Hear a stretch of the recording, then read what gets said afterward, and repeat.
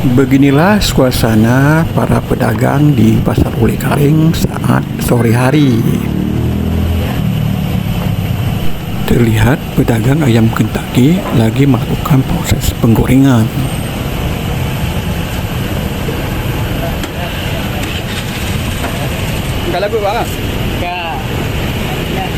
Pedagang ayam Kentucky yang berada di Pasar Ule Karing, Kota Madia, Banda Aceh ini mulai membuka dagangannya dari jam 4 sore sampai malam hari. Dan beginilah proses penggorengan ayam Kentucky di Pasar Ule Karing.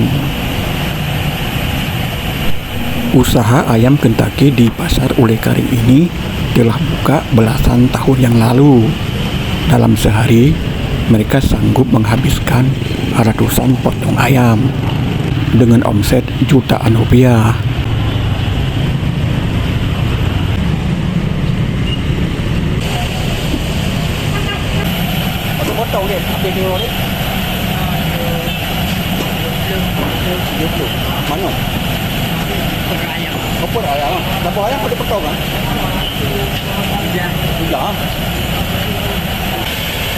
Pedagang ayam Kentucky yang mangkal di sekitar Simpang 7 Ule Karing ini memiliki bumbu rahasia yang membuat dagangan mereka selalu habis di serbu pembeli.